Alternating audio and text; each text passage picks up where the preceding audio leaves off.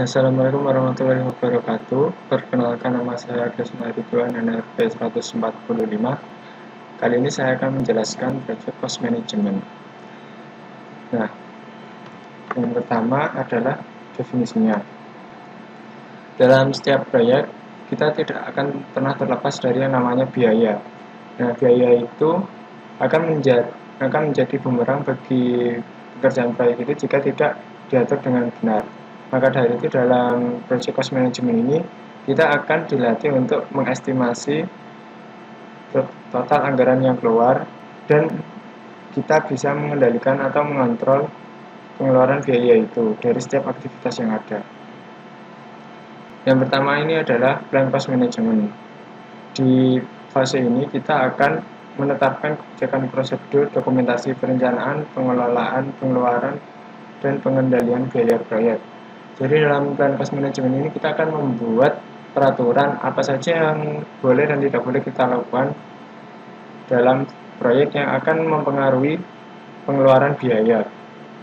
Manfaatnya adalah memberi petunjuk dan arahan bagaimana project cost akan diatur selama proyek berlangsung.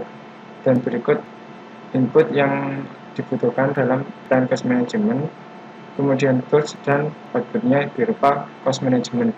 Cost management ini nantinya seperti sebuah catatan pengaturan pengeluaran biaya yang berguna bagi kita untuk mengatur biaya proyek ke depannya. Kemudian selanjutnya adalah cost estimating. Di dalam cost estimating ini kita akan memperkirakan sumber daya moneter yang dibutuhkan untuk menyelesaikan kegiatan proyek. Jadi kita membuat bayangan atau secara visioner kita akan memperkirakan jumlah uang atau jumlah biaya yang akan kita keluarkan jika kita melakukan berbagai macam aktivitas dalam sebuah proyek. Dan manfaatnya adalah kita bisa menentukan jumlah biaya yang diperlukan untuk menyelesaikan proyek.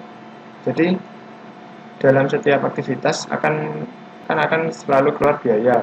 Dengan adanya cost estimating ini kita bisa mengira-ngira kira-kira berapa jumlah uang yang harus kita perlukan untuk menyelesaikan proyek. Kemudian inputnya seperti ini, toolsnya juga ada banyak seperti ini, dan outputnya adalah activity cost estimate, basic of estimate, dan project document update. Project document update ini nanti bisa di project management plan yang akan terjadi update. Kemudian determine budget.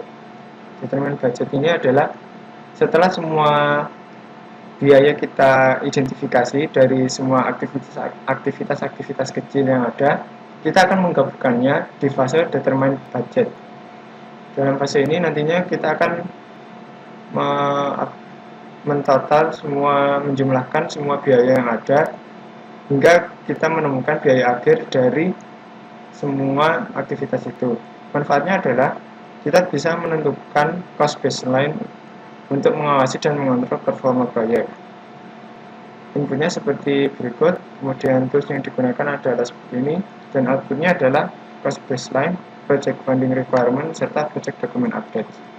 Nah, di cost baseline sendiri, saya memberi contoh seperti ini. Ini contoh yang saya dapat dari internet.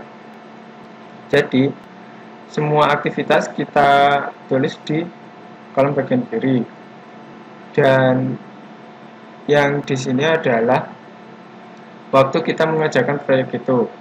Dan ini adalah total dari keseluruhan biaya yang diperlukan dari setiap aktivitas di sebelah kiri.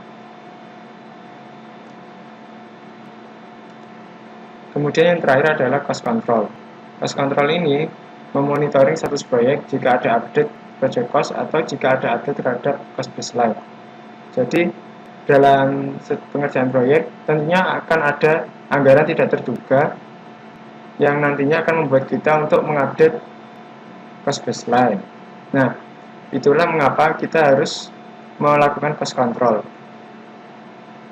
Dan di dalam cost control ini tentunya jumlah anggaran tak terduga yang dikeluarkan seharusnya tidak boleh melebihi kesepakatan yang telah dilakukan pertama kali.